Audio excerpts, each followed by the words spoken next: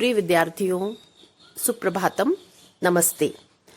गत कक्षा में हमने न्याय दर्शन के अनुसार आत्म तत्व के स्वरूप पर विस्तार से विमर्श किया।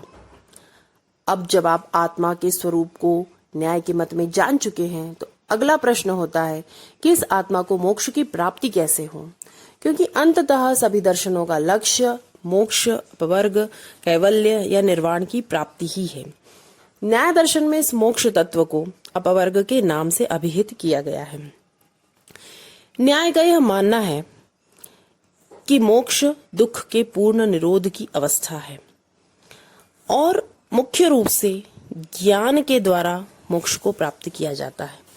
अपने प्रथम सूत्र में ही गौतम कहते हैं, प्रमाण प्रमेय संशय प्रयोजन दृष्टांत सिद्धांत अवयव तर्क निर्णय वाद जल्प वितंडा हेत्वाभास छल जाति निग्रह स्थानानाम तत्वज्ञानान निःश्रेयसाधिगमः।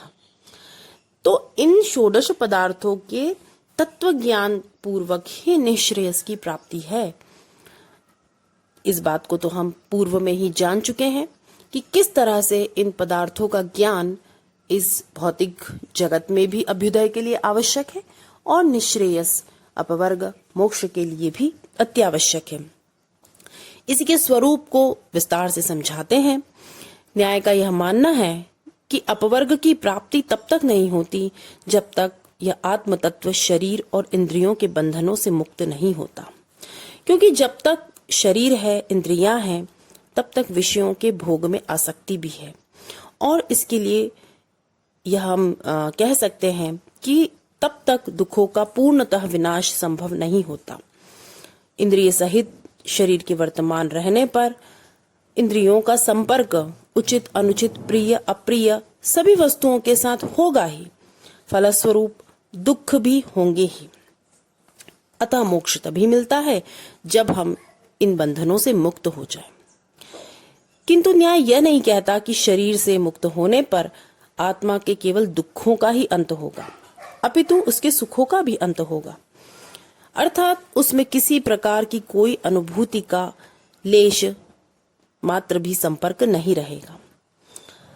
इस तरह से मोक्ष की अवस्था में आत्मा शरीर से पूर्णतः मुक्त होकर सुख और दुख से परे हो जाता है, बिल्कुल अचेतन हो जाता है। और मोक्ष की अवस्था में जिस प्रकार से दुख का नाश होता है वह कुछ काल के लिए स्थगित हुआ है ऐसा नहीं है।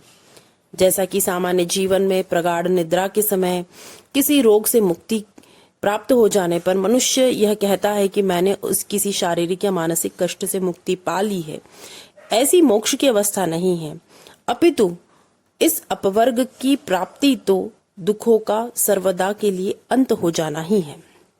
यही आत्मा की वह अवस्था है जिसे भिन्न भिन्न दर्शनों में कैवल्य, मोक्ष, मुक्ति, निर्वाण, अभय, अजर, अमृत्यु पद आदि नामों से अभिहित किया गया है।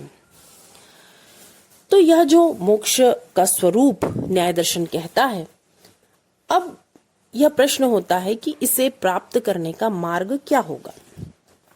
तो जैसा सभी दर्शनों ने विस्तार से आचार मीमांसा पर विमर्श किया है और एक मार्ग बताया है जिस पर चलकर मनुष्य मोक्ष को प्राप्त कर सकता है, और वस्तुतः वही ज्ञातव्य भी है, क्योंकि मोक्ष का स्वरूप जान भी लिया और यदि उसे प्राप्त करने के लिए प्रवृत्ति नहीं हुई या उसके लिए कोई मार्ग नहीं कहा गया तो मोक्ष का स्वरूप जानना भी निरर्थक ही होगा। तो इस दृष्टि से न्याय दर्शन में भी, गौतम सूत्रों में भी हमें बीज रूप में इस मोक्ष मार्ग का संदर्भ प्राप्त होता है। गौतम कहते हैं, अरण्य गुहा पुलिनादिषु योगाभ्यासोपदेशः, कि किसी पर्वत की कंदरा में, नदी के तट पर अर्थात एकांत में योगाभ्यास किया जाना चाहिए।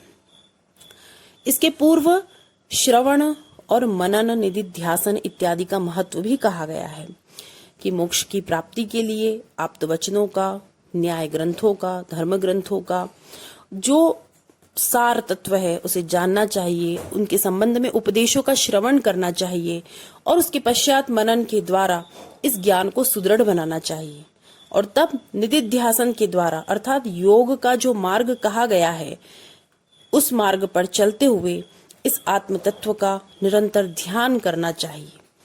तब जाकर कर मनुष्य यह अनुभूत कर पाता है, यह स्वीकार कर पाता है कि मेरा आत्म तत्व मेरे शरीर से भिन्न है, और तब उसके मिथ्या ज्ञान का नाश हो जाता है। वह अब यह नहीं समझता कि मैं शरीर या मन हूं, और तब वह जो कुछ कर्म करता है वे कर्म निष्काम हो जाते हैं। वह सभी वासनाओं से मुक्त होने लगता है और उसके कर्म किसी फल को नहीं देते। एक दृष्टि से न्याय भी उसी मार्ग को कह रहा है जो अन्यान्य दर्शन कहते हैं, गीता इत्यादि ग्रंथों में पढ़ते हैं कि निष्काम भाव से कर्म करना मुक्ति का हेतु है। और जब यह स्थिति प्राप्त हो जाती है तो मनुष्य अपवर्ग के मार्ग पर प्रवृत्त हो जाता है, उसके निकट पहुंच जाता है। इसी बात को सूत्र रूप में गौतम ने कहा है, तदर्थ यम नियमाभ्याम आत्म संस्कारो योगाच्च अध्यात्म विद्युपायैहि ज्ञान ग्रहणाभ्यास तत्विद्वैश्च सह संवादः तं शिष्य गुरु स ब्रह्मचारी विशिष्ट श्रेयो अर्थिभिः अनसूयिभिः अभ्युपेयात्। तो गुरु के साथ, सब ब्रह्मचारी के साथ और जो इस तरह के ज्ञानवंत मनुष्य हैं उनके साथ संवाद करने से अपने उस ज्ञान के बारे में दृढ़ता को प्राप्त करते रहना चाहिए। गुरु के उपदेशों का सतत श्रवण करना चाहिए, मनन करना चाहिए और अंततः यम नियम आदि के मार्ग पर चलते हुए मोक्ष को या अपवर्ग को प्राप्त मनुष्य कर लेता है। तो इस तरह से न्याय दर्शन ने अपवर्ग के स्वरूप और उसकी प्राप्ति के मार्ग को संक्षेप में कहा है। यद्यपि अन्य दर्शनों के समान बहुत विस्तार से आचार मीमांसा पर विचार यहाँ पर नहीं किया गया, किंतु जो कुछ बीज रूप में कहा गया है वही अन्य दर्शनों का भी सारांश है। तो इस तरह से न्याय की आचार मीमांसा को हमने समझा, मोक्ष के स्वरूप को जाना। अब जो एक विषय अवशिष्ट है न्याय के मत में, वह है उनका प्रमाण विचार। तो न्याय ने यह जो कुछ तत्व विचार प्रस्तुत किया है उसका आधार उनका प्रमाण विचार ही है। तो अगली कक्षा में हम उनके प्रमाणों पर विस्तार से चर्चा करेंगे। हमने संक्षेप में तो पूर्व में यह जान ही लिया था कि न्याय शास्त्र के अनुसार यथार्थ ज्ञान प्राप्त करने के 4 उपाय हैं। उसी को 4 प्रमाण कहा गया है, प्रत्यक्ष, अनुमान, उपमान और शब्द। और इसी के साथ साथ हम यह भी जानेंगे कि न्याय के मत में ज्ञान क्या है और यथार्थ ज्ञान क्या है, मिथ्या ज्ञान क्या है, उस ज्ञान का स्वरूप क्या है, उसके भेद क्या है और किस तरह से इन प्रमाणों के माध्यम से तत्व ज्ञान की प्राप्ति होती है। तो चूंकि यह एक भिन्न भी विषय है और विस्तृत विषय भी है, तो हम इसका आरंभ अगली कक्षा में ही करेंगे। धन्यवाद।